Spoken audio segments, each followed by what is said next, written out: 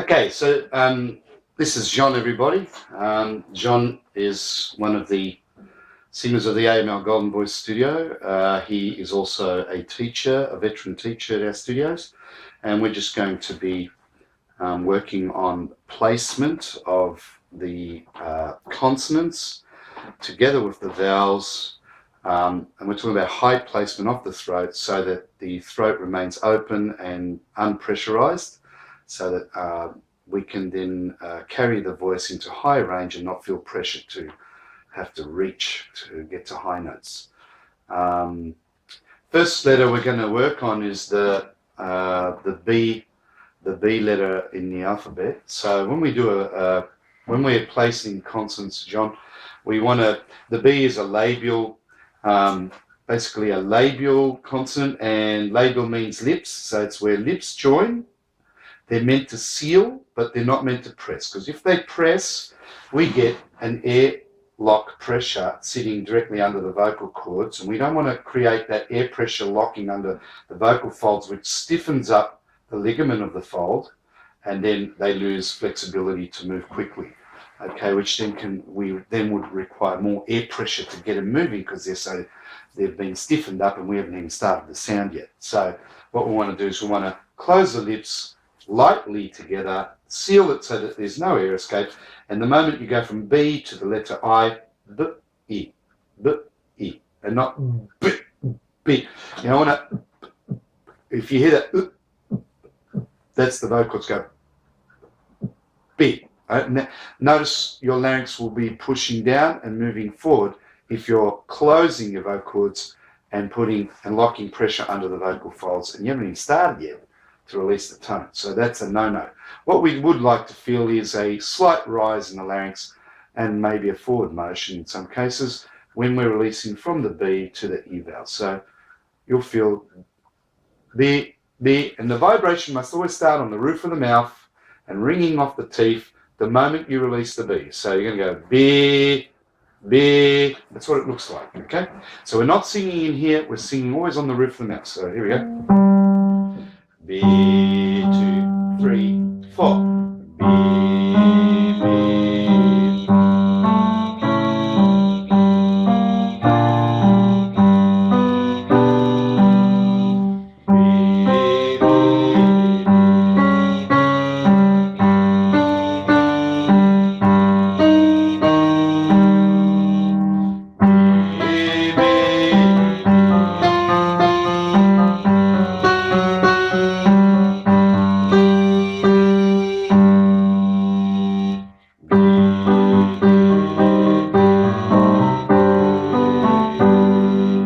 top end now.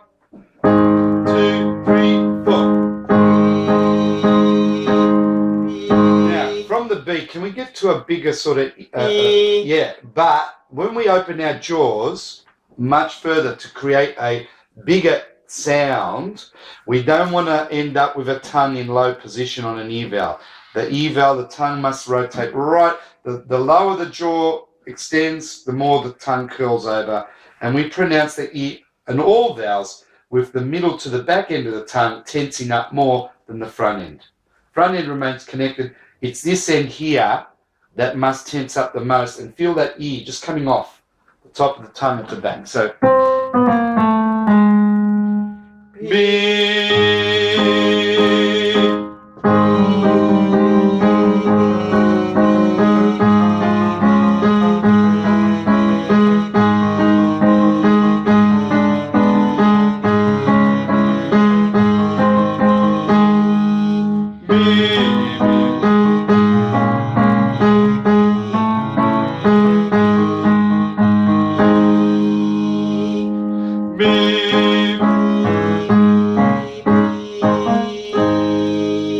Good. Now we move to the letter C.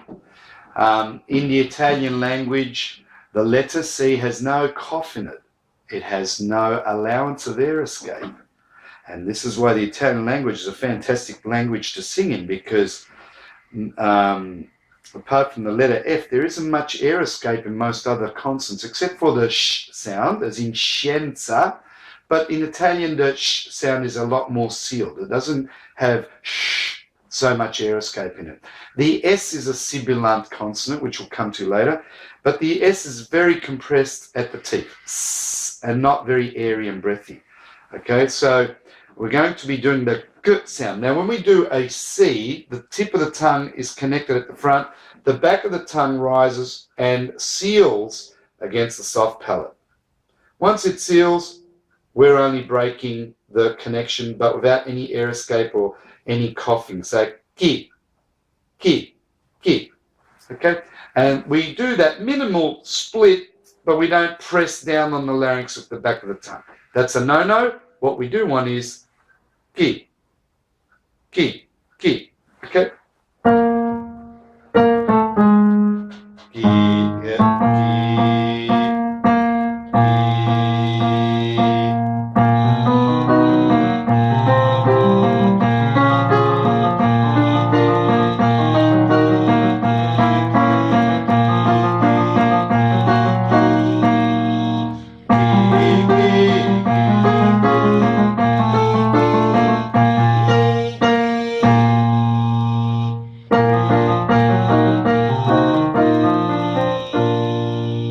Good. Okay. We'll do the top end coming down.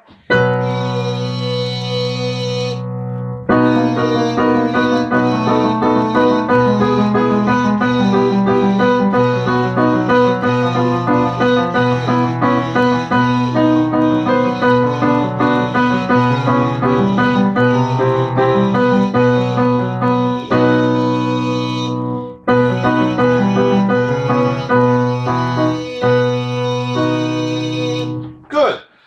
For the viewers out there and the listeners, John is particularly paying much attention to tuning the vibrating consonants, because consonants tend to be very, how would you say, treated unimportantly. Vowels tend to get more importance in most singing schools and singing lessons. And so we don't want the consonants to be under-pitched or over-pitched in reference to the pitch of the piano, because then they can be the cause of pulling the vowel off pitch or out of tune. So if I go g, as you can hear, if my g sound is under pitch and the note is meant to be g, the tuning happens right against the soft palate and hard palate the moment the tongue splits from the palate. G, g, g, g. We don't want to start down here, g, okay? But we're starting up on the soft palate and hard palate. Gi, gi, gi. Thank you. All right. We did the downward descend. We're going up. The D. D is a linguodental consonant, where linguo meaning tongue and dent meaning tooth. Now, when our organs meet, our articulating organs, tongue and tooth meet, they don't press against each other. They just join and seal, but there's no pressing or pressure against each other. We do that to avoid stiffening tension in the tongue. So we're just connecting, but leaving the tongue elastically toned, and then D. Italian T has no air escape, so so D, D, D. Now we have to make sure that when we're connecting, we don't close the throat by locking the throat and also pressuring the larynx down. So that's incorrect. D, D. So our vocal cords are in open position when we break the position of the D. So D, D, and not B. Okay, here we go. D. Very good.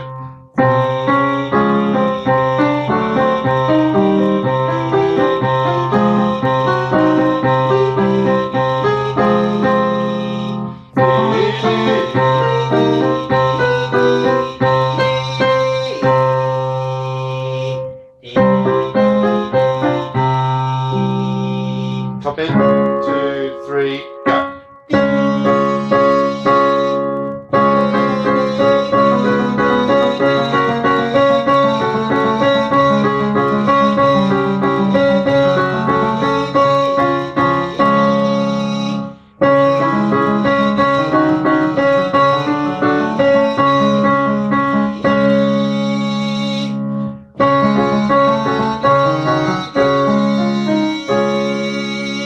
Well done. Good. Right. Sorry, Tony, I need you. Do you want to pause it?